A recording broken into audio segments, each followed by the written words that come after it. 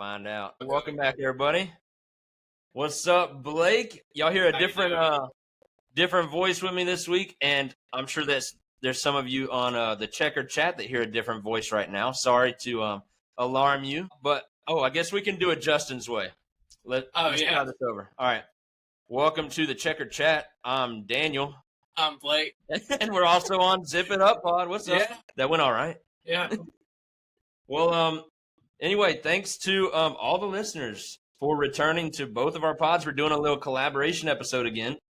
So, this week we have just the two voices of us, two Chase Elliott fans, two Swifties, one pod. Yeah. It's going to be a great night. We're going to see how this goes. We're going to do a little mixture of both pods tonight. So we're going to take a mixture of the Checker chat. We're going to go through all the news from NASCAR this week, which was a lot. Yeah. We're going to go through the truck and the cup race from Richmond. Of course, I will have to add some Hendrick flair in there somewhere. And, of course, we will preview Daytona, which is coming up this weekend. And so we're probably going to give Justin another 2 hours worth of listening content for his ride home from vacation. Yeah. I'm hoping it doesn't go that long, actually. But we'll try. No promises. We could talk forever about the Taylor Swift announcement. Oh, yeah. All right, let's get started with the drink of the night. Blake, what are you drinking tonight? And do you want to give a toast to anybody or anything? Or so what's happening over there? Going with All Reliable water. Grabbed it out of my fridge right before we started. Sounds great. Yeah.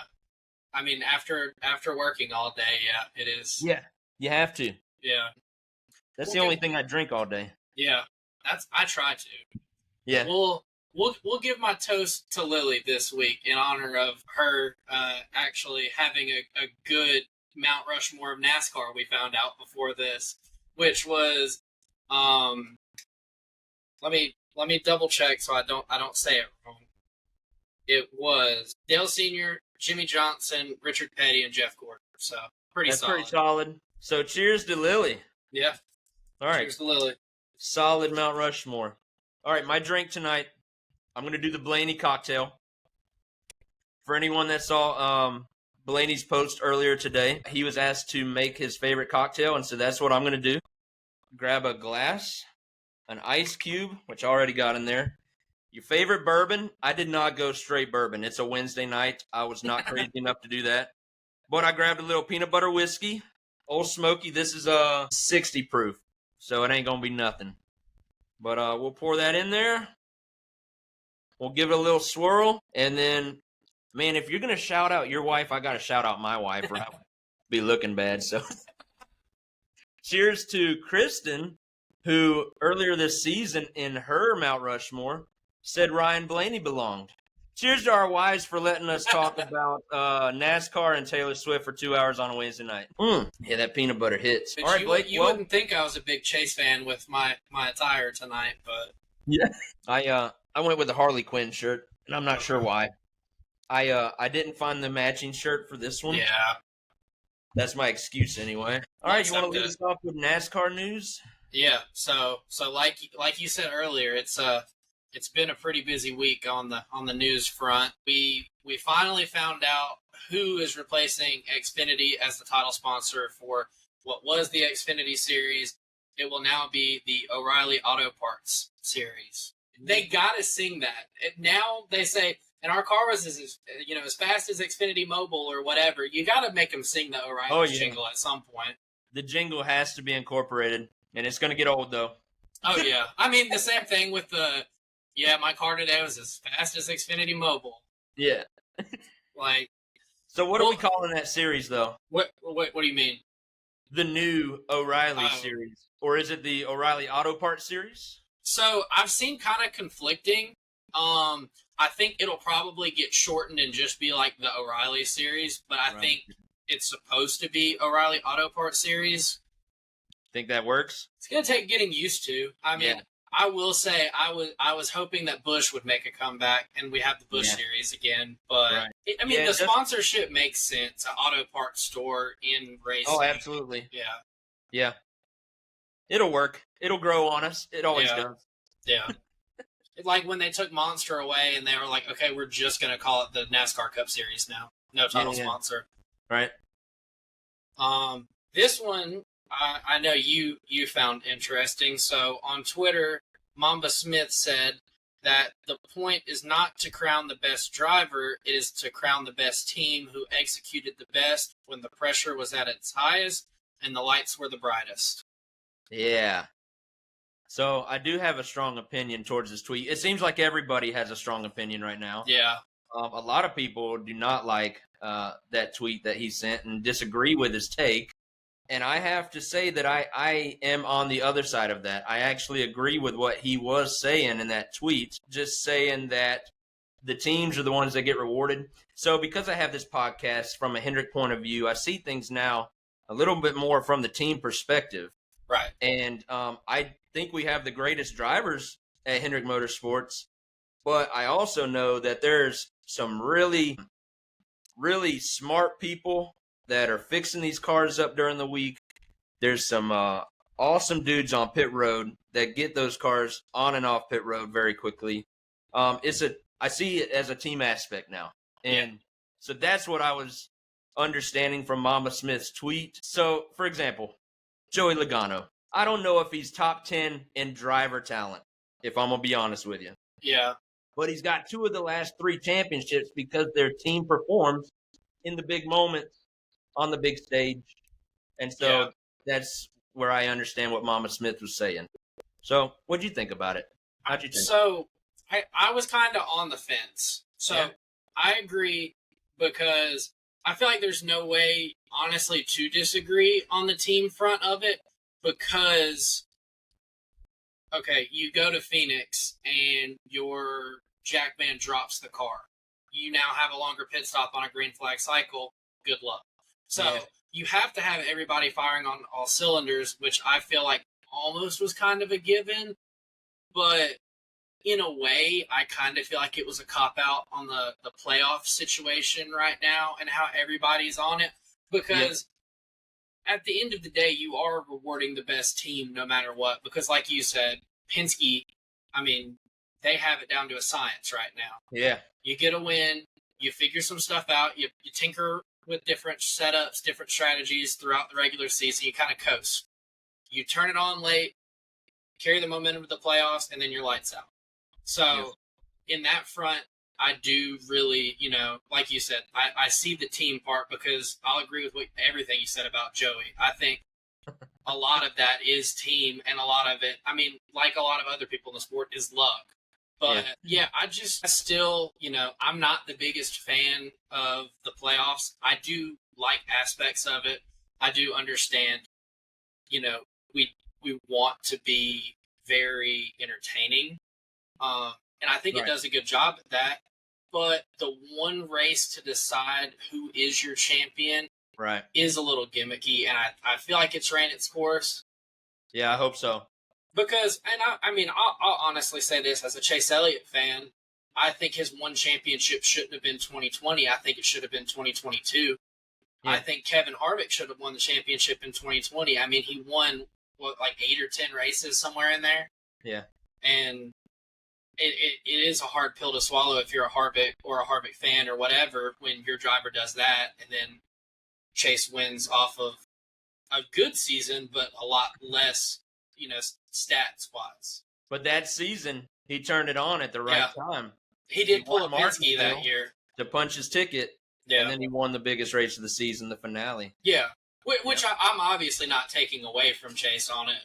Yeah, right. No, it takes a great team and a great driver. Like, all of it has to come together at the right time to be a champion. That's I think there's definitely, you can see both sides to what Mamba Smith is saying, what everybody's arguing about on Twitter. Sure has been fun because the hot topic, like you said, has been the format to crowning a champion lately. So, which I've seen a lot of people, like I saw Breakhard make a video where he was like, well, William Byron wraps up the regular season one race early. Oh no, why are we even watching Daytona next week? This is boring. We need a playoff before the playoff, like just playing into it.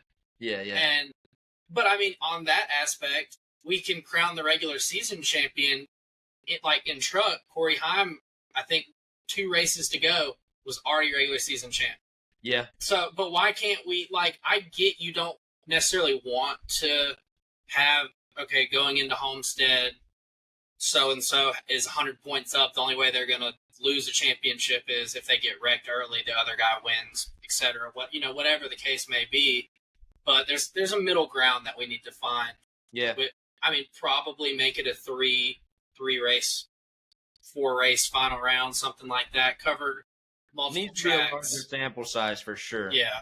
Yeah. And I like the rotating thing because I feel like Penske at Phoenix just has the formula. And, I mean, if you're a Penske fan, you love it. If you're not a Penske fan, you're not the biggest on it. But just as a sport aspect, it would be like the Super Bowl is at a neutral field every year. Nobody has an advantage. Nobody usually ever plays at home. Right. So they don't have, like, the upper hand going into it. You want it to be very level and your superstars shine. Yeah. Yeah, and as a Chase fan, I hate that we're going to Miami now. But I look at our other 3 teams at Hendrick, 24, 5, and 48. They're all pretty darn good at Miami. So yeah, I like the rotation thing too. That's a good start. Yeah, I think they're going in the right direction. They're just going slower than we all want. Right. Yeah, true. I think you're right. Let's see. So Austin Dillon admits that he and his grandfather, Richard Childress, have been clashing over RCR's direction for the future and that it is difficult at times. But he and Ty Dillon are working on easing RC's burden and are pushing for much-needed changes at RCR. I feel like it's good that we hear this. Yeah. But it's also like we kind of all see this coming. It is a little surprising that Ty is involved. I get that Colleague is on the campus at Welcome, but he's not an RCR driver. But I do think having both of them gone through all 3 series, they're successful in their own rights.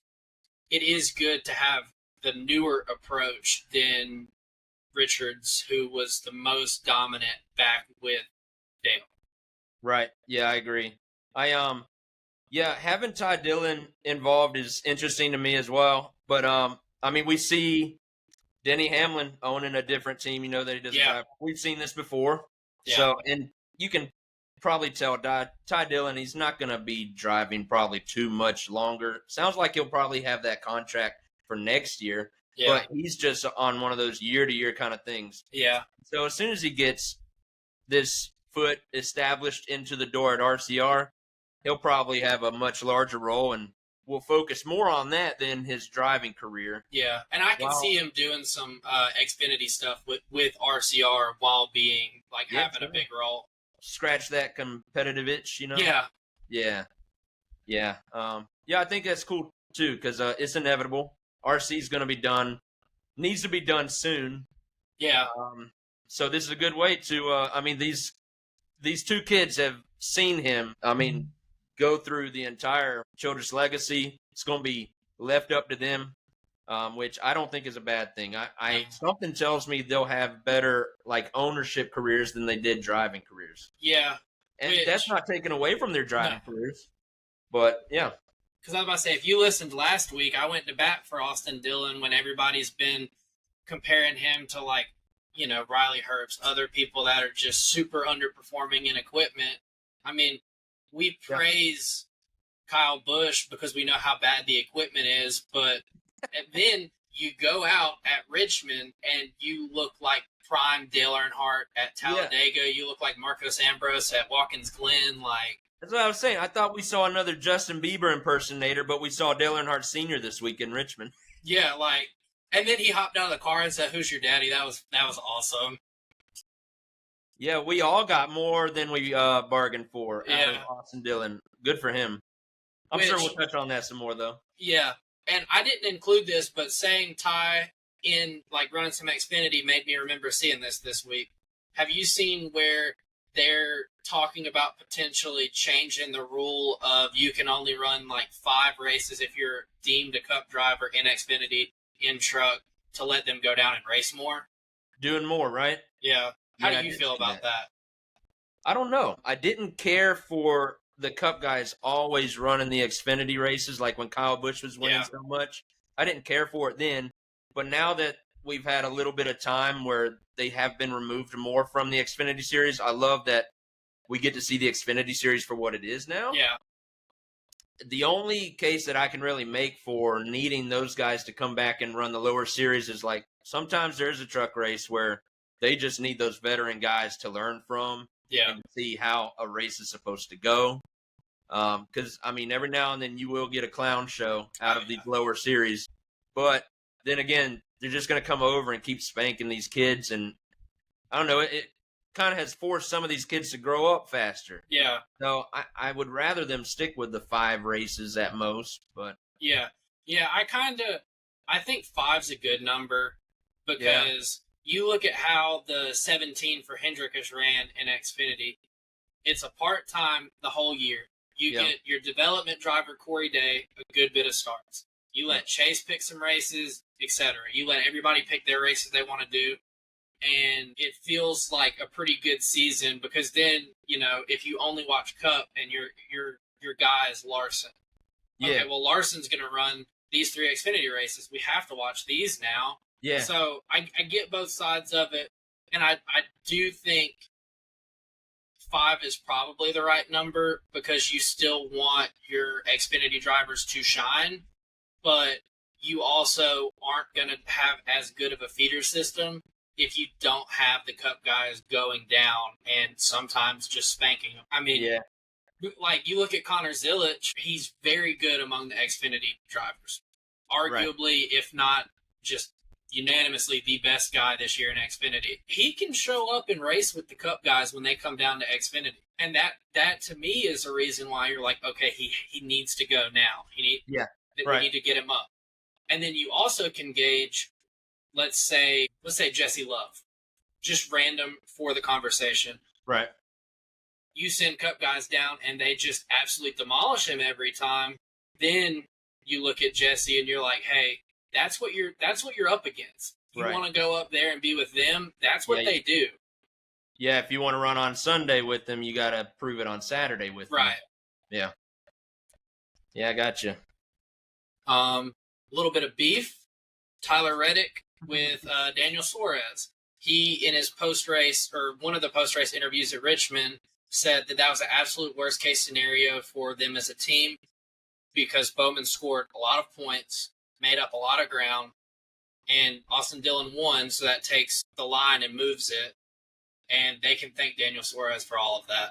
So, yeah, you know where I stand. I'm a Bowman guy. I'm not a Tyler Reddick guy, and this guy didn't have a horrible points night till later in the race. He won a stage, didn't he? Yeah. So, he had a good car, was going to get a top 10, maybe a challenge for a top 5. I honestly don't think anybody had anything for the 3, the 12, or the 48.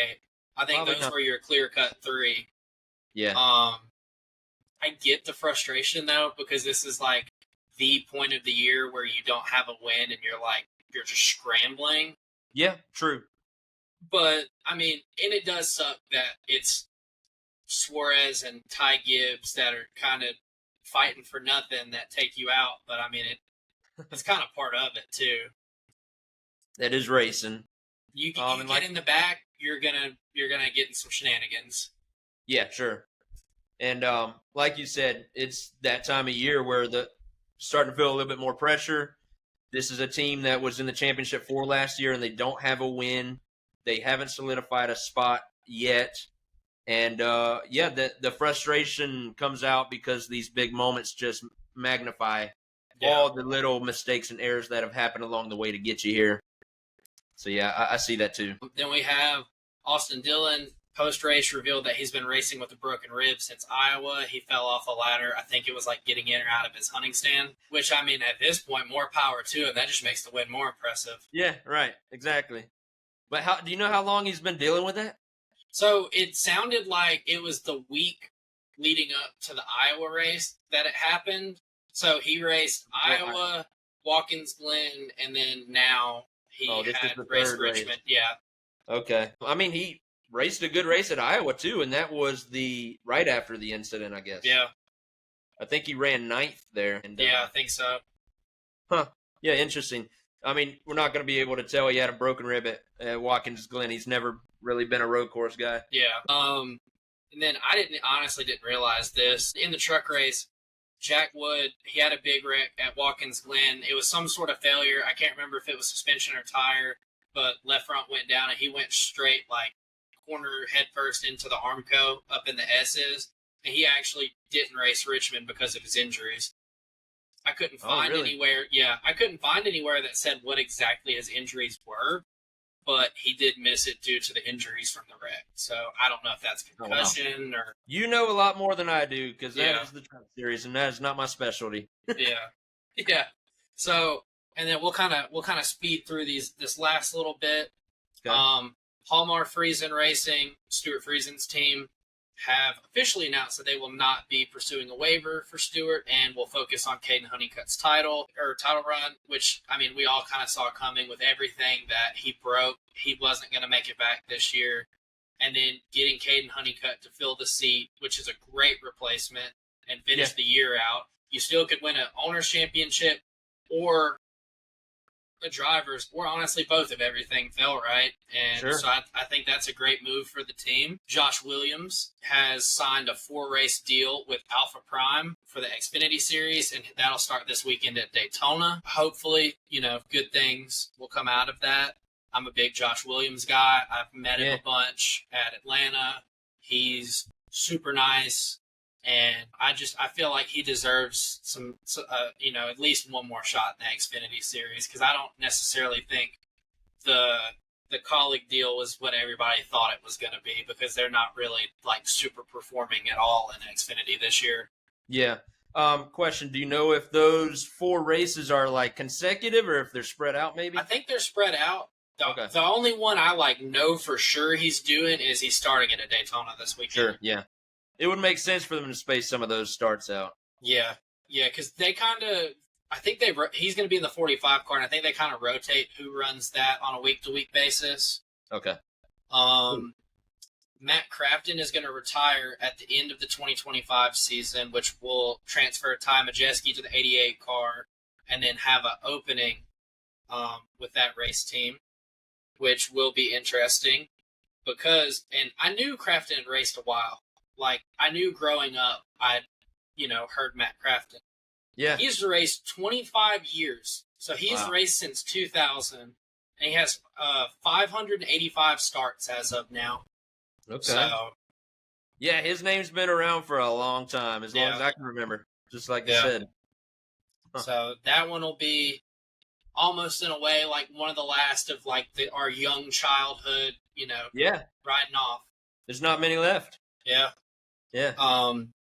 And then today, the Cup schedule Cup Xfinity, Cup O'Reilly's, and the Craftsman Truck Series schedule were all officially released.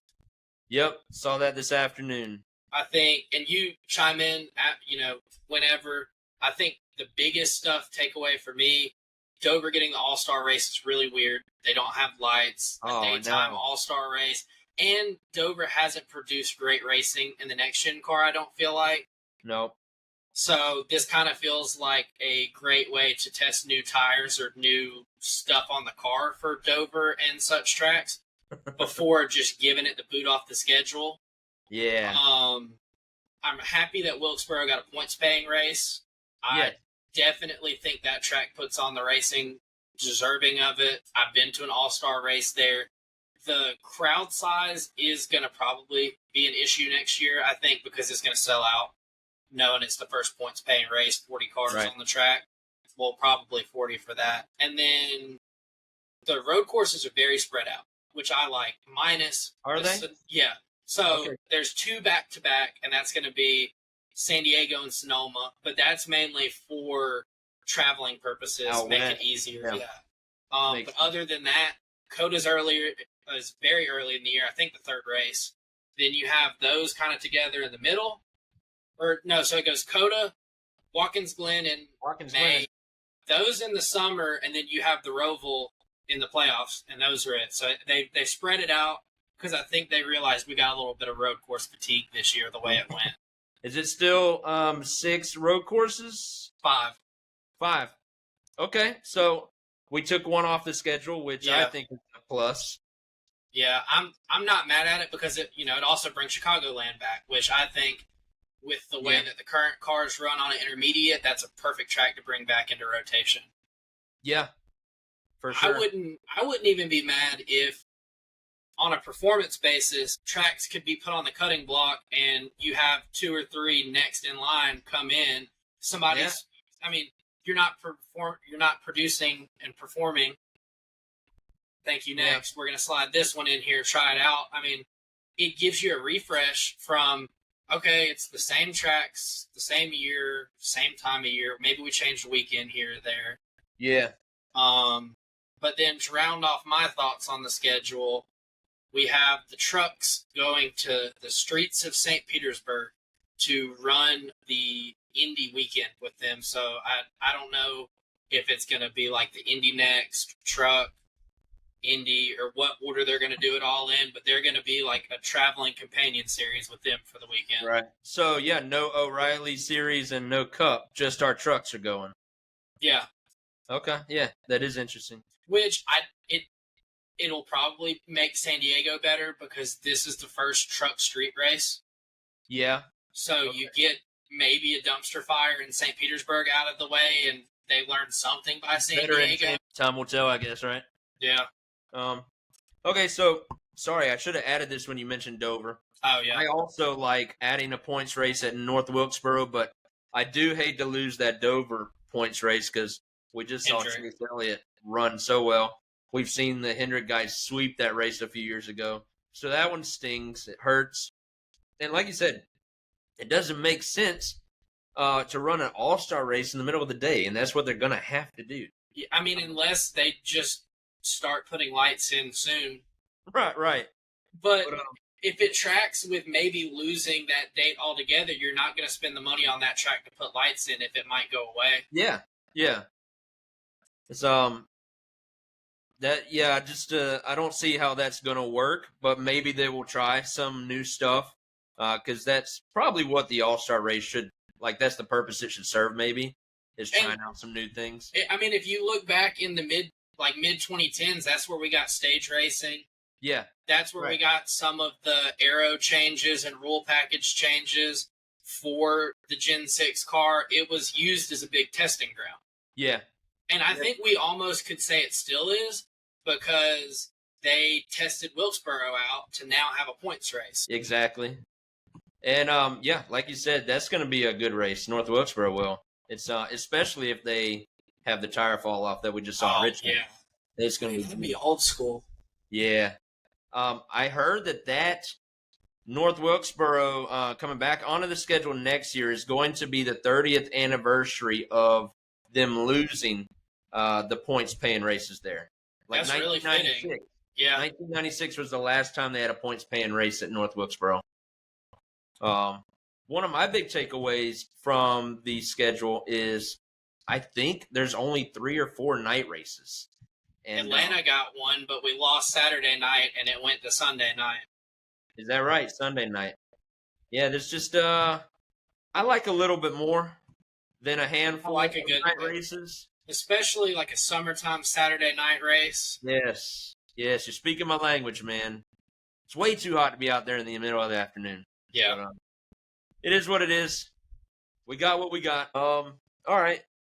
You want me to take off with the truck recap? Yeah. If you want to, go ahead and take off with it. I'll read through each of these notes, and whenever you want to add something, feel free, because I didn't see a lick of this truck race. Yeah. I was a little preoccupied Friday night. All right, so Ty Majeski takes the lead on lap 18, and this is the first time that he's led laps since Texas, which was back in May, and that's been 10 races ago. So, big name, Majeski. I know that he should have been leading a lot more laps than he did. And then he goes on to win stage 1. And then Caden Honeycutt finished 6th in the first stage, and that locked himself into the playoffs for Truck Series. Then on lap 90, Luke Fenhouse and Spencer Boyden, they spin in turn 2 while they were battling for 24th. And so lap Luke, 109. Oh, yeah. So, I mean, Luke Fenhouse is I think, probably going to take the empty spot in that team that Matt Crafton's leaving. He's a younger Maybe guy. taking Majeski's ride. Yeah, like taking that number. Majeski moves over for Crafton, so that'll fill the void. Because he's ran a good bit of starts with them this year. He's had speed and he's shown glimpses. He kind of, like this instance, just doesn't have the luck so far. He kind of just gets caught up. Gotcha. All right, well, lap 109, Dawson Sutton makes contact with the inside wall, and he stops at the entrance to pit road running 21st. So that one, if you watched it live, it was Fox being Fox. I mean, dude is just parked at the entrance of pit road, nosed into the wall and getting out. And they're like, so the caution's out. What's it for? Oh, he stopped at the end of pit road and getting out of his truck. I wonder what happened. Couldn't find a replay of what happened. No? And they were like, massive hit. And then they panned to his car and there's like not much damage at all, but he's getting out and walking off. Which so strange. Is just my plea to please do not remote broadcast races. When they're not at the track, they're not going to know what's going on, because you have to think that's almost like us sitting there trying to commentate it off of just watching TV. Right, yeah. So if it's not on one of the, like the 2 or 3 like big cameras that cover it, you're not going to know. Yeah, it just doesn't make sense to remote, do all that broadcast. Yeah. Man. That'd be a dream job. How about we go work for them? I'll do it in a heartbeat. I know you would. You'd have me up in there like Dale Jr. Slide job. There's a wreck. That'd be wonderful. All right, where were we? So lap 113. Yeah. Ty Majeski restarts 8th, and he is the first truck on fresh tires at that point. Yeah, that was kind of the first time. Oh, go ahead. No, you good. That was like the first time in the race we got to see a difference in strategy to see if tires even mattered. And it was kind of coming to the closing part-ish. So, if you pitted, you were going to make it to the end of the stage. Yeah. So that, I think, opened the door later in the race for people to try and say, okay, hey, we could come down and get tires and rally back from deep in the top 10 to make it back up if we have the speed. Yeah. So it looks like it worked out for him. Yeah. They only had 27 laps to go. So he went from 8th to winning the stage on lap 140. So he swept the stages. And then lap 200, Majeski is the leader. Matt Crafton was 14th at the time, and they make contact and spin in turn 4 after it looked like they ran through oil. And that also collected Spencer Boyd, and this gives the lead to Sammy Smith. Did all that come out correctly? Did I say that right? Yeah. Yeah. So Matt Crafton was actively getting lapped, trying to stay on the lead lap, and their teammates. So it's bad when you first watch it live. You're like, oh my, he really just wrecked him. He could have won the race because he had the dominant truck. And then they go back to the replay and they're like, oh, there was oil on the track, because I forget, there was a truck that had damage and it leaked oil out, and they didn't throw the caution fast enough. So when they got down in the turn, it just swept them up. Right. Which, crushing into the day for Majeski. Yeah. Yeah, that sucks. I think that was one of the few highlights that I saw from that race. And I thought the same thing, how the heck, or why is he turning them like that? Some things you just can't avoid. Yeah. Okay, next we had lap 230. This is when Corey Heim clears Sammy Smith for the lead. And then a couple laps later, lap 233, Majeski makes it up to second, and then Lane Riggs gets up to third place. Corey Heim goes on to win the race. I'll give you more in a second on the top 5, but by finishing 7th, Jake Garcia clinched the 10th and final playoff spot. So Heim was a big winner, and then Garcia was also a big winner there. Which I'll be 100% honest. At that point when they announced that, that's when I was like, oh, the trucks aren't running Daytona. This is their regular season finale. Gotcha. Yeah. They didn't I didn't feel like they talked about it in the broadcast all that much. To be like, hey, these guys are battling to make the transfer spot, to get 10th, to go to the playoffs. Right. Yeah, you see the Cup advertised about their playoffs quite often, but I had no idea that was the truck's last race in the regular season. Yeah. And then if you want, for some reason, I didn't change it. It says top 5, but we put the whole top 10. Like, I just screenshotted the whole top 10 and put it on there. Well, let me give you the whole top 10 then. So we had Corey Heim winning the race.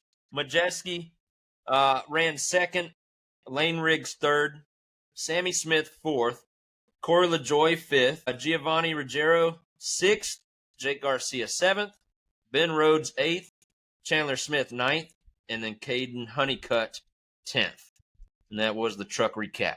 Yeah, which, if you listen to the Checker Chat or you keep up with race picks, I love me some Lane Riggs when it comes to short track racing. But I picked Corey Heim in weird enough fashion. He won probably.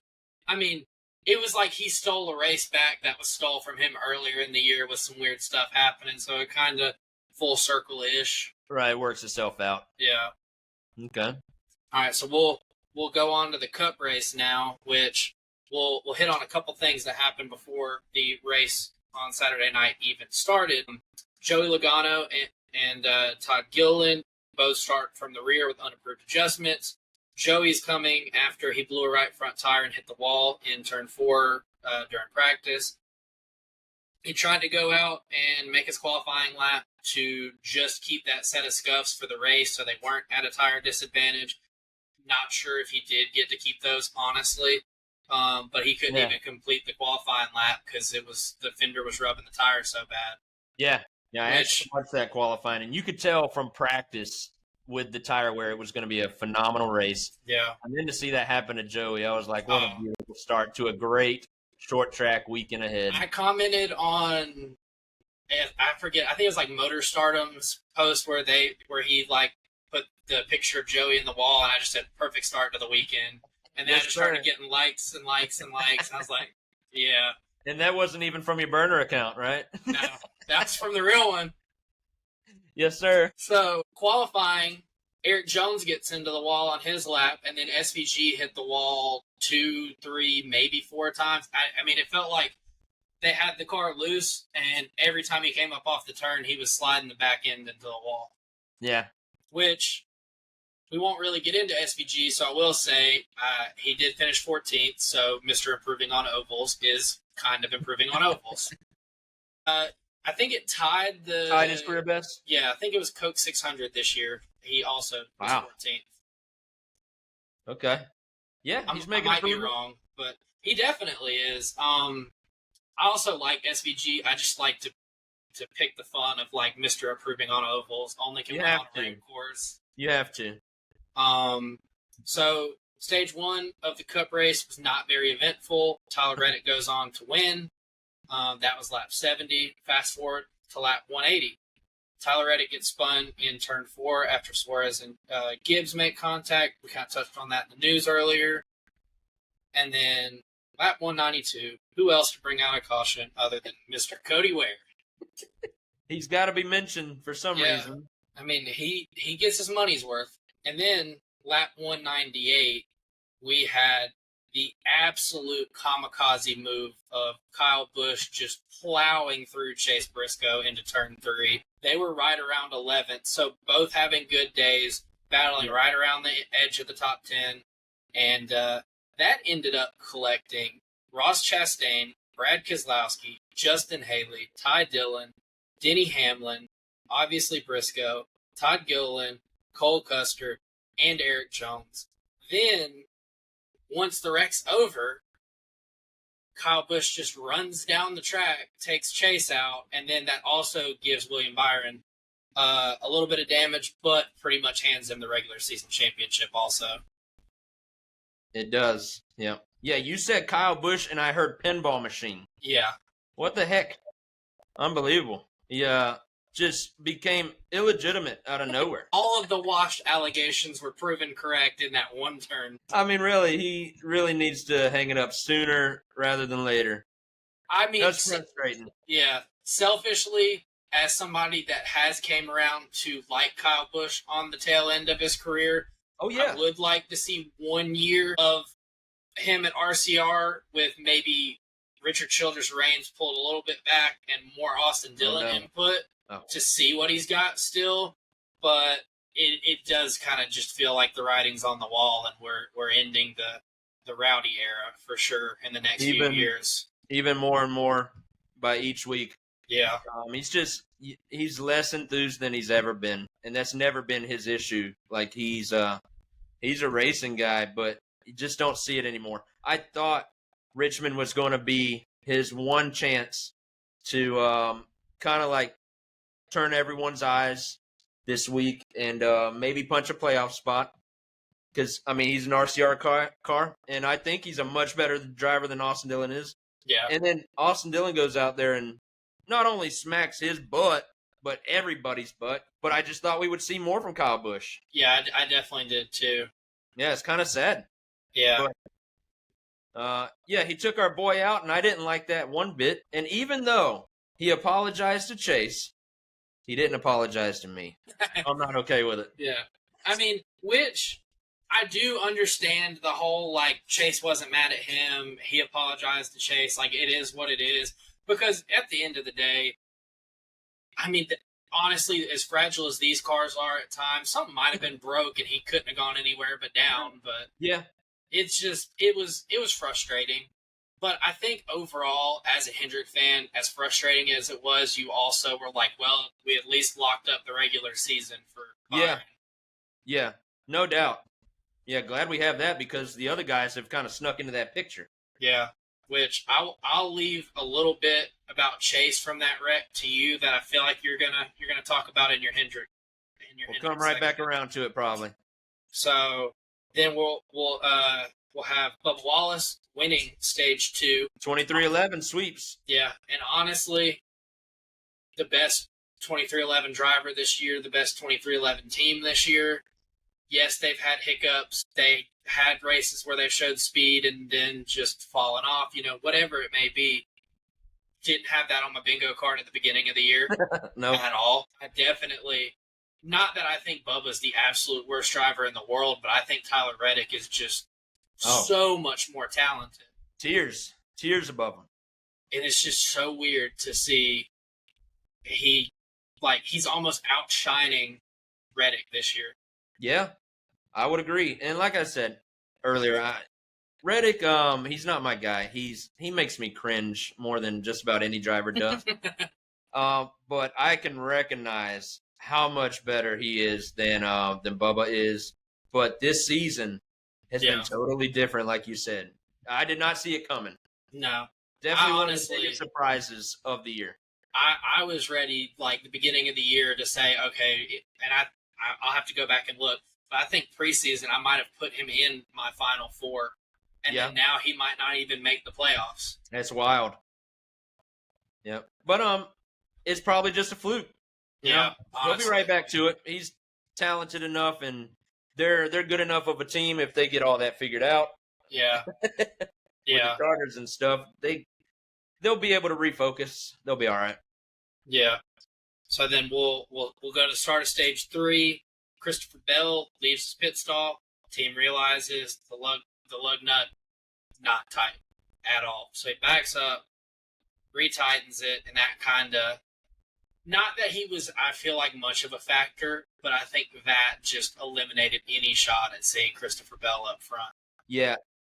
At that point in the race, there were comers and goers, so he could have been one of those guys to be a factor, but that stop definitely deleted that. And then we'll go lap 279. This is the start of the absolute team driver complete meltdown of the Spire 77 car. The one thing that he did wrong, everything else is his team. He's coming to pit road to pit. He misses pit road. So got to speed back up, go back around the track. Yeah. So that hurts because he was doing a 3-stop strategy in the final stage to try and be on fresher tires at the end, catch everybody. At the end, yeah. Yeah. And he was moving. Yeah, I would have loved to see that play out to the end if it wasn't for the other hiccups we'll see that we'll get into. Right. Lap 291, Bubba Wallace loses his left front tire after leaving his pit stall. And then, conveniently, parks in Chase Briscoe's stall. The wheel comes into Chase Briscoe's stall, and they put it on. It kind of looked, watching that in real time, like he kind of planned to stop the tire with his car. Yeah. I don't know how you can plan for that, but that's what it appeared to be. Yeah, because, I mean, which it's hard to turn without a tire on, I'm assuming. But it was almost like he wedged it where the tire was going to hit the side of it. Yeah. In a Toyota car's box. Which, that's the second time this year that somebody not named Chase Briscoe has pitted in Chase Briscoe's pit stall. Yeah. And I listened to the team radio, somebody posted it, and you can watch on the in-car, Chase is just driving around Richmond, minding his business, logging laps. The tire, get the tire, put the tire back on. You have to be sitting in the car like, is my tire falling off? Like, what is going on here? So that effectively ends any shot Bubba had at a good finish for the day. Yeah, him too. Yeah, so Toyota pit road mistakes really bit him this week. Yeah. Lap 292 on some green flag pit stops, the pit cycle, Blaney leapfrogs Austin Dillon. So that was kind of the first time in stage 3 you had somebody other than Dillon, it felt like, dominating or at least just have the position over him. Sure, yeah. Lap 320, Hocevar pits, and the jack drops on the right side of the car. Don't know if it was a jack issue or the jack man just timed it wrong. So second strike of the day for him. I mean, you're not gonna win many races making that many mistakes. No. And I think they'll figure it out. I think part of it is growing pains of Spire is probably overperforming with Hocevar right now, so the team as a whole isn't ready to compete. Yeah. Like, for a win. Yeah. Yeah, it seems like that team needs to catch up to him. Yeah. And when they do, they're going to be dangerous. Yeah, because, I mean, almost won Atlanta second race of the year. Arguably, that caution shouldn't have been thrown, and he probably would have won. You had Coke 600, blows a motor, leading on a restart. Yep. Michigan blows a tire, leading late in the race. I mean, he's been there. He's had the opportunities. It's just, it'll come with time. Oh, yeah. I feel a lot more confident in saying it's not if, but it's when for him than I do a Ty Gibbs. Yes, same. I think we've seen, if Ty started here in the season and Hocevar was here, we've seen them flip-flop, I think. Oh, yeah. Yeah. And I think, too, which everybody thinks it's corny and it's dumb and you shouldn't compare Hocevar to Dale Earnhardt or you shouldn't compare him to, whoever. But it's not skill that I'm comparing. It's just I don't care about anybody on the track but me. If I'm faster than you, you're getting out of my way whether you like it or not. Like, he's the only person that really feels like they're willing to rustle feathers week to week. Right. He's almost taken Chastain's spot. Yeah. Yeah, for sure has. He a lot of times I think we hear them blame it on, the car can't do this, car can't do that. But we see Hocevar able to put that car in tough spots and do things with it. Yeah. Yeah, I mean, like you said, he's willing to make those moves. Yeah. And I think some things will iron out as he gets more experience and he gets farther into his career, but also I don't want some of it to change. Yeah, no. We need somebody with a little bit of an edge to him. For sure. Then we'll kind of rapid fire end the rest of this race. Lap 340 on the next pit cycle. Dillon passes Blaney for the lead. Like on lap 340, he passes him, dips down on pit road, lap 341. Great strategy call by the crew chief on that. I believe Blaney stayed out 4 or 5 more laps after that, and that kind of, which they were trying to get fresher tires, but it didn't work out. He needed to come at the same time. Yeah. Lap 359, Hocevar's final pit stop of the day, and another jack issue on the right side of the car. So that was just signed, sealed, delivered. Not happening. They were all jacked up on Mountain Dew. Yeah. Let's see. So 385, Austin Dillon leads, but this is when Bowman passes Blaney for second. This is an interesting fact. This is the first time since Dale Earnhardt in the 1998 Daytona 500 that the number 3 car has led over 100 laps in one race. Wow. Yeah, that's a long time. Yeah, which part of that, the 3 wasn't ran until the mid-2010s when Dillon came up. But Dillon's had 10 years to lead 100 laps in a race. Right, yeah. And, hasn't pulled it off till this week. Yeah. Really sucks for Bowman. He had the lap times to at least get up there and try to make it interesting. But in his words, I guess our team isn't very popular in the garage because everybody sure was blocking us. I mean, Jesse Love was blocking the crap out of him. Yeah, and was that an RCR entry? Is that correct? Yeah, I mean, that makes sense. Yeah, that one I was like, okay, we know why. Yeah. Not race manipulation. That one's fine to block him for a little bit. It's your teammate. But SVG, I was like, okay, just pull over and let him go. Like, he's second. He's not lapping you. You're already lapped. On the track. Yeah. Just get out of his way. Which also is a next-gen issue that a lap-down car can run side by side and compete with the fastest car on the track. Yeah. Agreed with that, too. But so, as we all know, Austin Dillon does go on and, in some people's eyes, gets his only non-Mickey Mouse deserving win of his career. I don't think I wholeheartedly agree with that. I also slightly am an Austin Dillon fan.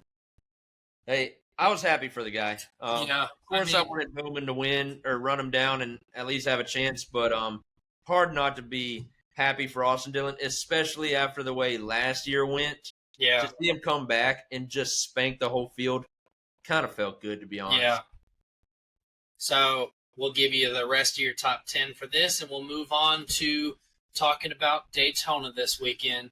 So, as you know, Bowman finished second, and then, quietly, Penske goes 3-4-5 with Blaney, Logano, and Hendrick, which is very interesting because that like, even in Hendrick's words, is like his worst track. He's never done good there. Blaney's really never done good there. It's kind of been Logano or bust. Yeah. Larson is showing that he's capable of driving a race car again. He finished 6th. Daniel Suarez, the wrecking ball, finishes 7th, so good for him. The 4th entry for Penske, Josh Berry finished 8th. Yep. Brad Keselowski, kind of on his little end of the summer hot streak right now, gets another top 10.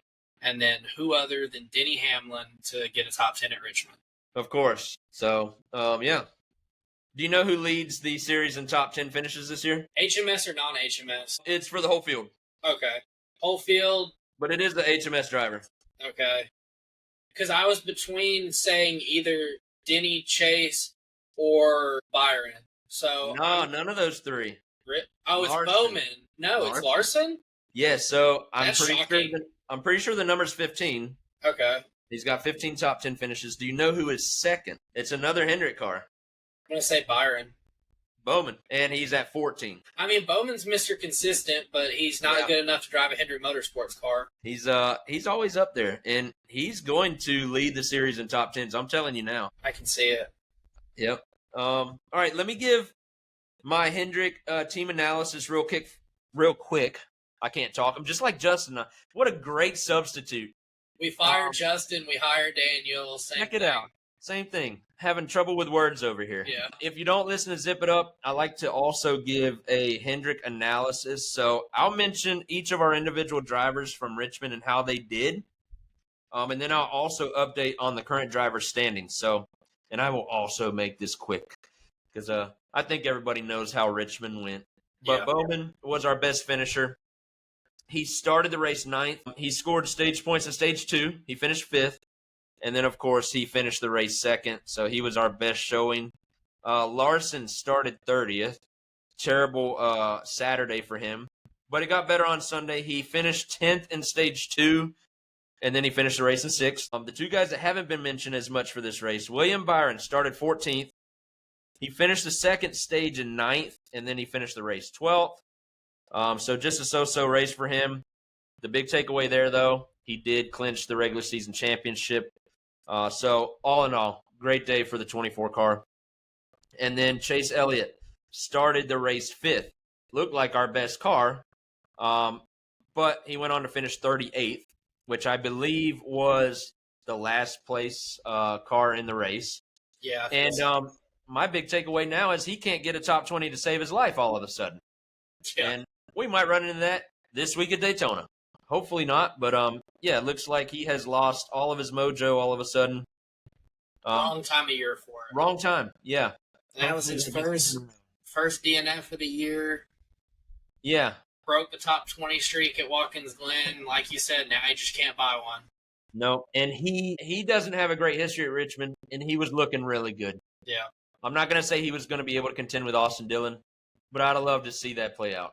Yeah, I mean, but I think on paper you kind of could draw some conclusions, because if your pecking order was Chase and Bowman 1-2, and Bowman was on track to track him down, yeah. Imagine if we had Chase in that position. Maybe, right. Guess we'll never know, but we'll try again next year. So let me update you on the current driver standings.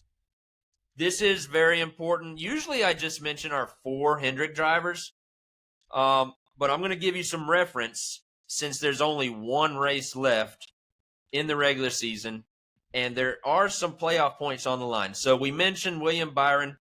He clinched the regular season championship, so he's going to get those 15 playoff points added to his total. Chase Elliott right now is currently second. There's no way he can catch first, but he could be caught from behind. So where Chase is right now, he's only 5 points in front of third place, which is Denny Hamlin. Yep. And then if you go another 7 points back from Hamlin, we got Larson in fourth. And then if you go another 3 points back from Larson, you got Blaney in fifth in the points. So all those guys are racing for extra playoff points here at Daytona this week, and they're in a little group only separated by a total of 15 points from Chase to Blaney. So we'll see how that turns out.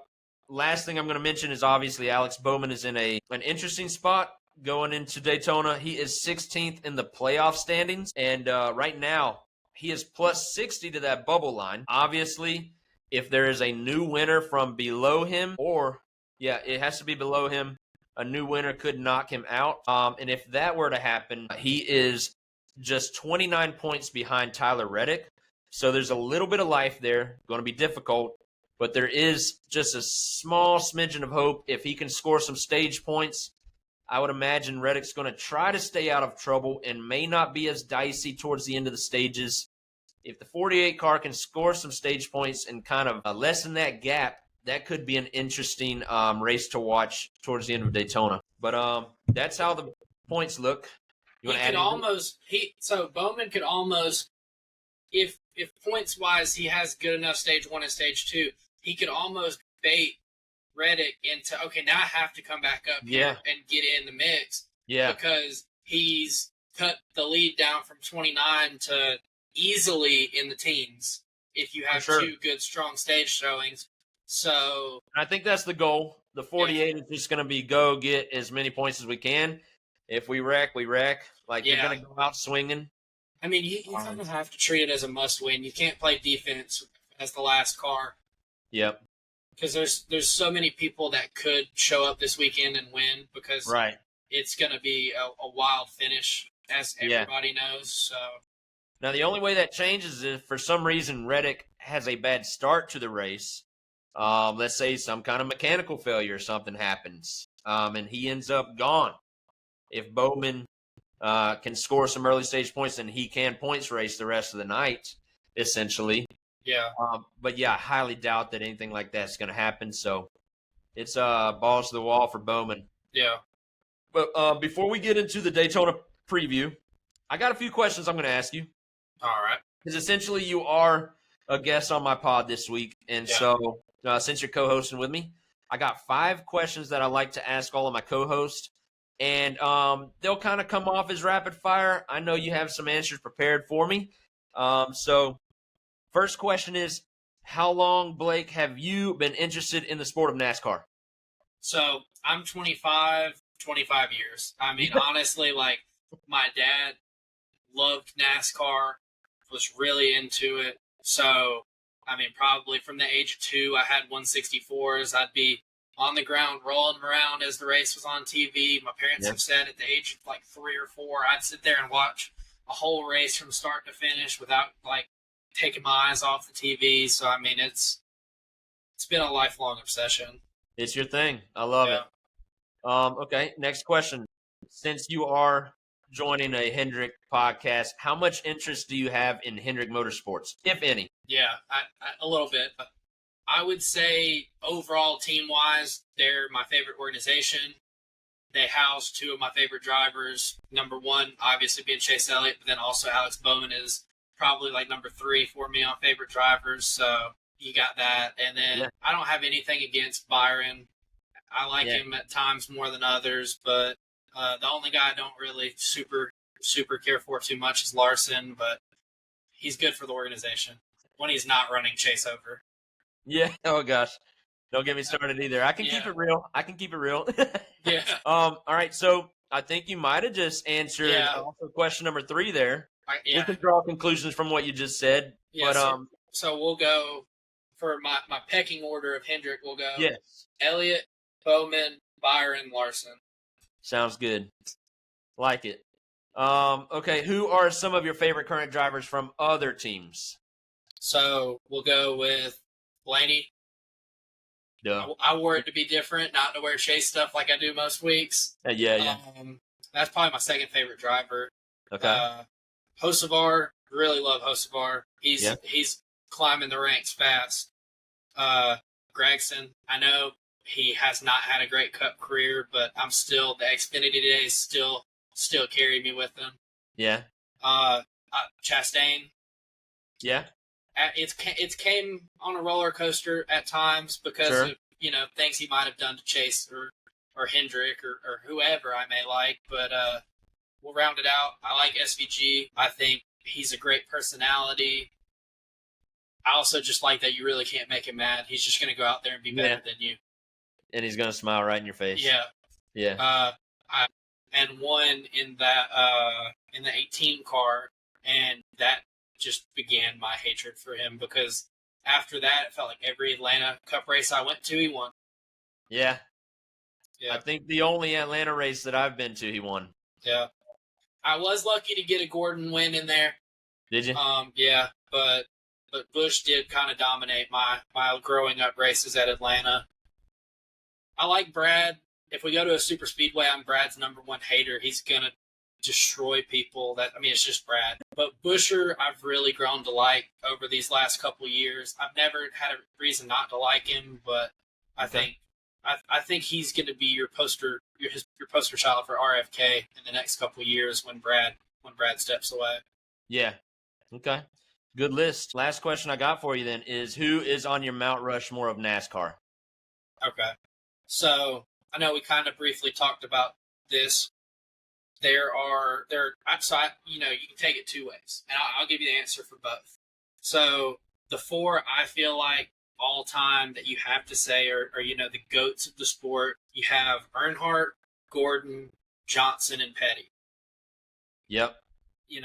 That's my 4. I feel like Petty, you almost could leave off, but it's disrespectful because there's the different era conversation, but dude was dominating. There's no way around it. Gordon may not have the championships that Earnhardt and Johnson have, but he arguably could be a better driver than Jimmy was. Oh, yeah. Yeah. And I personally am on the side that Gordon was better than Jimmy. I never was a huge Jimmy fan, but I do have to respect him. I grew to like him more as he got older and started winning less.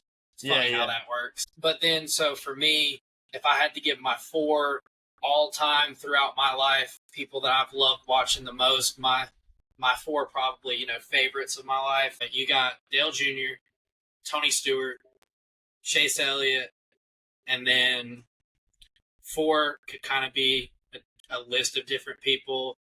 But in honor of your wife's Mount Rushmore, I will put Blaney on that one. Blaney's in there. All right, good. Good picks. All very good drivers. You clearly have a good love and passion for the sport. Man, good to learn about you. I'm glad my listeners got to learn about you. Maybe your listeners learned a little something there too. Yeah, I don't know how much we've touched on I think you could, if you listen to ours, you could draw conclusions on who I really like and who I don't. Sure. But I don't know if we've ever laid it out kind of that way. So maybe next week when Justin comes back, I'll ask him the same stuff so then our listeners can learn that about him. We'll send him over here and I'll ask him too. Yeah. All right, so let's do a Daytona preview. I'll have you do the next-gen winners first, and then I'll give some Hendrick stats after that because I need to find it on Facebook. Yeah. But I also just saw Joey Logano right now is at the BJ's restaurant in Daytona. So Nice. I'm so glad I'm not there right now. Yeah. Mickey Mouse is probably at the table with him, serving him pancakes for that championship last year.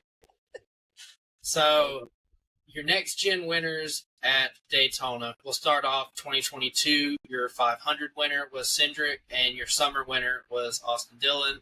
So, that was an Austin sweep that year. 2023, Ricky Stenhouse won. I was in person for that one. Really wanted Kyle Busch to win it. It was a bummer, but seeing Ricky win was cool. Busher won the summer race. 2024, Byron won the 500. Harrison Burton, in just complete walk-off fashion, literally losing his job and all, wins the summer race. And then your Daytona 500 winner this year is none other than William Byron again. Again, yep. So I was at all of those races. I love Daytona. It's my home track if I had a home track. So I'm going to give you some stats from Hendrick's history at Daytona. So as an organization, we've raced in 83 races at Daytona. We have 17 wins, which is the most of all organizations. We got 23 poles, which is the most. We have 64 top fives, which is the most. 114 top tens, which is the most. And we have led 2,331 laps, which is more than all other organizations. So a lot of those stats do not include our 4 current drivers. A little bit does, but not all of them. So I'm going to give you the individual stats from the 4 guys that we will have racing on Saturday, beginning with Larson in the 5-car. Now, his history at Daytona includes 20 no wins, 1 pole, 0 top 5 finishes. He does have 5 top 10s. He's led 36 laps, and his average finish is 21.9. Not a strong track for Larson. Now, Chase Elliott has 19 starts at Daytona. No wins, but he does have 3 poles, 3 top 5s, 5 top 10s. He's led 174 laps, and his average finish is 21st. William Byron has 15 starts, and that includes 3 wins, 2 Daytona 500s, and then his first career win was the summer race. He has 1 pole, 4 top 5s, 5 top 10s. He's led 110 laps, and his average finish is 21.7. And then Bowman has 18 starts at Daytona, no wins, but he's got 3 poles, 2 top 5s, 7 top 10s. He's led 53 laps, and his average finish is 14.7. So much better average finish from Bowman's time racing at Daytona. But with that being said, now that we know about the next-gen winners, we know a little bit of Hendrick history, I'm going to give you some betting lines going into this week. I like to do this on my pod every week because there are some people that like to bet on these races, and this is definitely one that I like to bet on just because it is such a toss-up. So the favorite for this race is Joey Logano. He's plus 1,000 in the odds, and so I'm going to give you not everyone, but I'll give you the 4 Hendrick guys and then some notables. So Chase Elliott is plus 1,300 to win this week. William Byron is plus 1,400. Larson is plus 1,750. And then Bowman is plus 2,250. And then our notables. All these notables have one thing in common. None of them have won a race yet this year. So they could win their way into the playoffs if they win at Daytona this week. But Brad Keselowski has the best odds out of all those guys. He's plus 1,300. Then we got Kyle Busch at plus 1,500. Ricky Stenhouse and Chris Buescher are both plus 2,000. Tyler Reddick is plus 2,250. Hocevar is plus 3,000. Michael McDowell, a former Daytona 500 champ, he's plus 4,000. And then Ty Dillon is plus 6,000. Obviously, there's a lot more to that list, but I don't think we have the time to go through every single driver. Those are just some that feel like they might have a pretty good shot this week. So with all that being said, we should make some predictions, and then we'll get into paint schemes after that, huh? Yeah. So we'll kick them off with Justin's picks for this week that I'll be announcing for him. Okay. We have Justin picking Austin Hill to win the Xfinity race. I think it's a pretty safe bet. Yeah. Hendrick as his overall pick. Great super speedway racer. For sure. He loves Hendrick. Also, his wife's favorite driver is Hendrick. Maybe. His Hendrick pick. Super speedways. Yeah. he might could sneak his way on there. He could at the end of time. Yeah. Maybe. He's good. Yeah. So his Hendrick pick is Bowman, and his long shot is Kyle Busch. Okay. So solid. Not bad. Yeah. I tried to guess what his picks were going to be. I wasn't super far off, but I didn't get them all right. Get into my picks. Xfinity, I'm going with your defending Cup winner. I'm going with Harrison Burton. There you go. He hasn't won yet. He's been really good in the car. He's turned the organization around. I think he's done everything he needed to do. And I just think it would be a great exclamation point to solidify him in the playoffs because he's around the edge. He's in right now. He could not be, but I think this would just be a great win for him. Is this their cutoff race? Yeah. Okay. Yeah, it should be. Sorry. Yeah. I threw that curveball at you right there. After I finish my picks, I'll go double check while you're doing yours. Okay. My overall pick for this weekend is going to be Ryan Blaney. I think it would be in true Penske fashion to go ahead and kick it off right before the playoffs and get him on a roll. Yeah. It's hard if you're going to pick a Penske guy to pick against Hendrick right now. Right. On a super speedway, but all three of them run really strong, and I think Blaney's going to kind of turn around his Daytona troubles. Yeah, hopefully. My HMS pick is Bowman. Really, he would be my overall, but for sake of how we do these, he's going to be my Hendrick. Okay. Dude's got to win. Yeah. It's as simple as that. It's just going to be, balls to the wall. Hope you win. So yeah. I'm thinking he gets it done. I really hope so because, again, I'm not a huge fan of the playoff format, and I feel like the playoff format screws Bowman over more than anybody. Yeah. Because he's really deserving year in, year out to have a shot at it. Is he going to win 7 titles? No. Could he win 1? I think he could win 1 Maybe. Before it's said and done. Sure. But, I mean, he's deserving and he's consistent. And then we have Josh Berry, Austin Dillon, and SVG, who are 20th to 30th in points. Yeah. SVG you could make less of an argument about because he does have 4 wins. But then my long shot, my absolute crazy pick, John Hunter Nemechek. If you listen to the Checker chat, you'll know that I'm kind of slowly turning into a John Hunter Nemechek believer. Honestly, give him Ty Gibbs' car and he's in the playoffs with a win right now, I feel like. Yeah. Yeah, totally could. He's been impressive for sure. Yeah. That team has turned a corner. All right, well, let me give you my picks, I guess. So, my Xfinity pick, I had a little difficulty here. I wanted to go Eric Almirola, but I'm going to go his teammate, I believe, Brandon Jones. Had a funny feeling about those the Gibbs cars this week. Yeah, Austin Hill would be the easy pick, but I don't like to make easy picks. So, I'll go Brandon Jones, just a funny feeling with him. And then in the Cup Series, my non-Hendrick winner, I'm going to go with Chris Buescher. Reason being, yes, he has a little bit more pressure on him to win to get a playoff spot.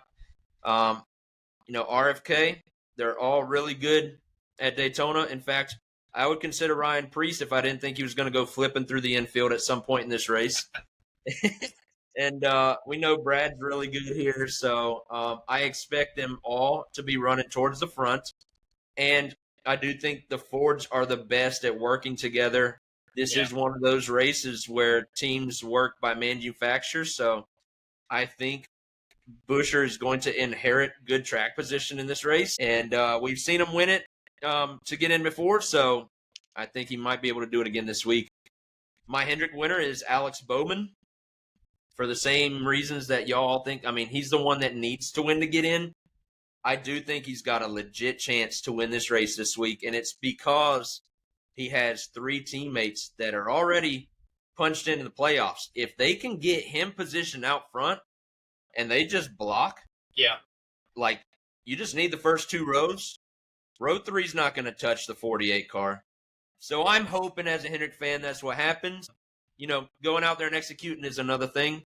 We have to stay out of trouble and survive to the end to get to that position, but I could see it happening. Yeah. And then my long shot, I wanted to go Nemechek as well. Part of me wants to go Eric Jones, but I am finally going to land on Ty Dillon just because it would be a crazy story. Oh, yeah. I don't know where he's at in the points, but it's got to be a lot worse than SVG and Josh Berry and all those guys. So it would 32nd. Yeah, it would be hilarious for him to make the playoffs, just like Burton did last year on a whim. Like seeing his brother, like seeing the brothers go back-to-back weeks to punch playoff spots would just be like the most NASCAR thing to happen. So that's what I'm going with this week. Those are my predictions. Okay, so my fact check on the Xfinity series, they do not end the year with Daytona. They'll have Portland, and then they'll go to Worldwide Technology Saturday, September 6th, and that is the cutoff for their playoffs. There's still 3 more races for them, huh? Yeah. Wow, okay. That's a good note. So well, back to your pick, though. Burton, very capable of winning the Xfinity race. Yeah. And when I was looking at the odds earlier, I thought he was a little bit further down than I would imagine for him. So I might have to put some money on him as well. Yeah. But all right, you want to talk paint schemes? Yeah, so we'll kick off Justin's favorite segment without Justin. Hope hope you're enjoying the beach and just soaking up the sun while we're here working. Don't worry, we got it. Paint schemes though, bro. Yeah. We're gonna talk pretty cars. Let's see. So my favorite, I'm gonna go with Daniel Suarez's Coke car. I liked the Coke Zero last year, but something about the red and the white, I think it's really going to pop at night. I know a lot of teams try to do night race, black scheme, but I think that's just really going to stand out there. Yeah. And with that shiny number on the side, it looks good. Yeah. And then for my least favorite, I'm going to go with Riley Hertz because quite honestly, I didn't think you could make the Chumba Casino car look any uglier. And you did. Dude, my exact thoughts. Oh, that thing's awful. I was looking forward to seeing it, thinking they were going to do better, and it was worse. Yeah. You're exactly right.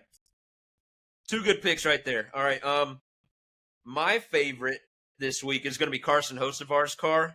I think this is also another casino kind of car. It's black and pink. It's bright. I'm a sucker for those neon colors and under the lights. That thing's going to be looking sweet. They made it look like neon lights, too, at the bottom.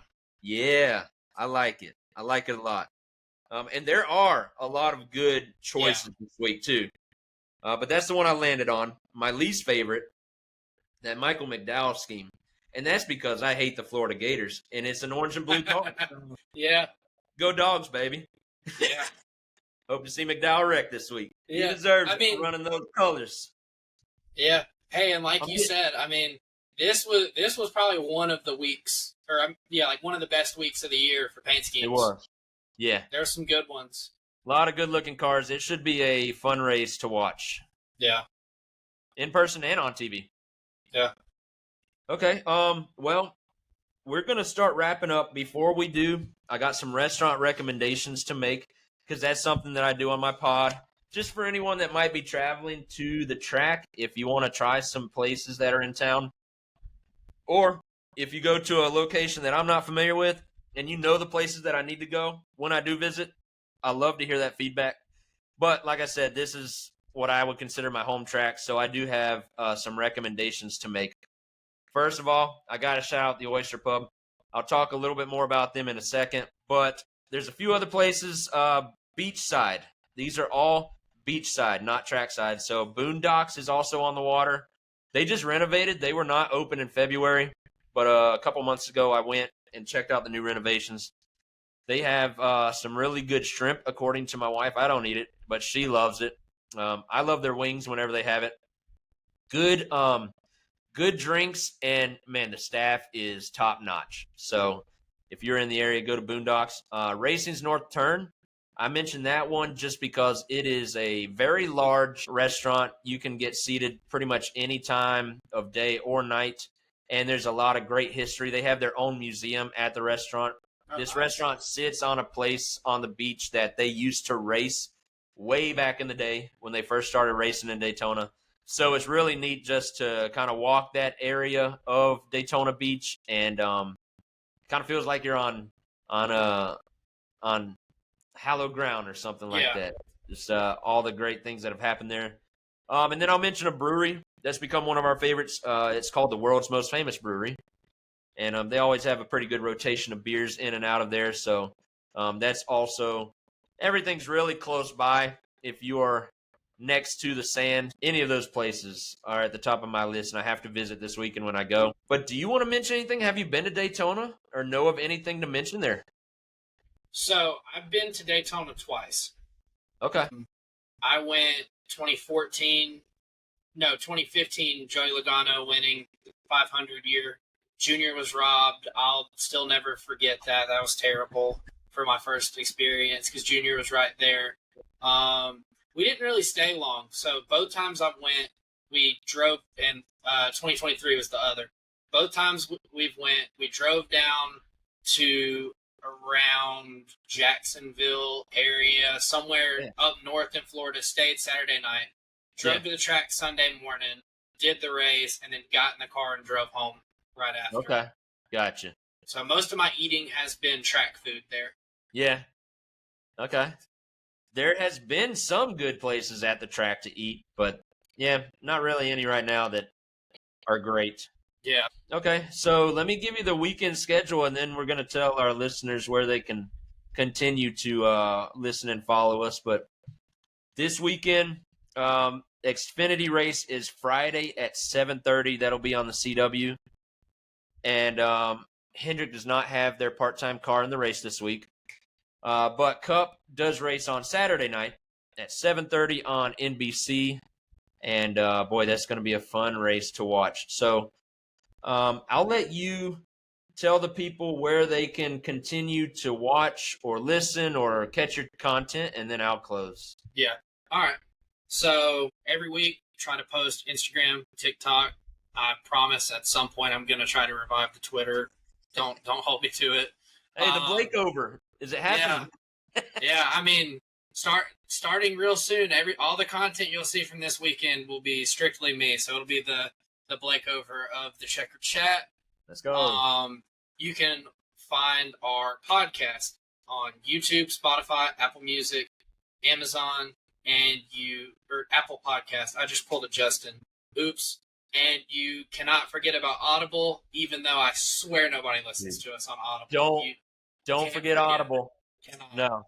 We're going to make that a shirt one day. That'll be a shirt one day. Oh, yeah. Mark my words. Dude, that's like the most important one on the list. Audible. Listen to it. Lily listens to audiobooks and all of that. Doesn't even listen to us on Audible. Listens to us on Apple. Yeah. So the one person we might get to use Audible doesn't. No. Nothing from her. Well, okay. So my reminder for my podcast listeners is this Friday. So a day I've been looking forward to quite a bit now. But we are doing our live podcast recording. We're going to be at the Oyster Pub Friday afternoon at 1 o'clock. That's August 22nd. It's going to be here before we know it. I'm really looking forward to that. So if you are in the area, feel free to stop by, grab some oysters, grab some wings, grab an appetizer or something, get some drinks. They got a great rum bucket I'm looking forward to devouring. Like within the first 30 minutes of walking through the door. We're going to be set up. I'll have a couple of my buddies with me. And I've reached out to some people, so you never know who might stop in with us. Because at the time of our recording, there will be no cars on track. Xfinity doesn't hit the track till 3 o'clock, and Cup doesn't hit the track until later at 5 o'clock for qualifying. So I think we're going to have a good afternoon over there. And, yeah, it's going to be a whole weekend full of racing. And then if you want to continue to keep up with Zip It Up Pod, you can always watch these playbacks of the episodes on YouTube. You can listen on most of your major platforms, like Blake just mentioned. I don't know if I'm on Audible, though. But you can't forget about it. I got to check that. Now you got to get on Audible. I know. I need to. I've listened to a few books, but like the last time I logged into that account was years ago. But yeah, mostly anywhere you listen to podcasts, you can find ours. And then you can follow us on Facebook, Instagram, Twitter, and TikTok. And man, it's been another really good episode, fun episode. Love doing this with you. I'm glad we were able to make it happen again. Yeah. Because I really enjoy listening to y'all's content. I would urge my listeners that if you want NASCAR conversation, as you heard earlier, Blake is full of knowledge. Justin fits right in like a glove. They do a great job every week covering the news and the recaps of all 3 races that go on. And if you want to, I'll talk to the Checker Chat listeners. If you ever need some Hendrick spin on a race, come listen to mine. Yeah. I love what we're both doing. And I hate Justin wasn't able to join us, but we'll save that for another day, I guess. Yeah. I appreciate it. I think definitely both of our viewerships and our fan bases can gain something from each other's content that you don't get. So it's not like you're listening to me and Justin and then Daniel, all 3 say the same things. Yeah. You get different. Yeah, for sure. And hopefully one season soon, we'll get you up to Atlanta for a race, or we'll make it down to Daytona, and we'll all enjoy a race together. So, yeah, I was going to mention that. I meant to mention it earlier with the schedule drop, is that I am eyeing those Atlanta races. Okay. What I need to do now is get the MLB season drop and make sure there's a Braves game that falls on that July date. Yes, sir. Speaking my language. If they fall on the same weekend, I will be there for the Atlanta race. I know my wife would much be looking forward to that. But I would love to make Charlotte happen, Bristol happen. Some of those tracks I've been to, but I need to take my wife to. Yeah. But as for Daytona, man, dude, Speed Weeks is just different. I know you know that. So if y'all are able to get down here in February and maybe we do a live show with all 3 of us, like that would be a great way to kick off the season. And so, we'll see what happens as all these schedules drop. But I'm glad we can start planning for it now. Yeah. And we'll just have Justin not take a Key West vacation in the middle of the season. Like on the regular season cutoff race. Yeah. I mean, you couldn't have picked a road course or something else, just a snooze fest. You had to go earlier right in the before summer. Daytona. I know we all would have loved him talk about Austin Dillon this week. How's he feel about Ty Dillon? We both were big Ty Dillon believers when it came to the in-season tournament. We both joked that he was going to win it. I think he got some more fans during that little in-season. Yeah. And they're running it back again next year. If he has a ride next year, I hope to see him back in it. Yeah. All right, well, looking forward to hearing y'all's recap of Daytona. And to all my listeners, y'all have a good weekend, and I guess we'll talk to you soon. Catch you later, Blake. All right, have a good one, man.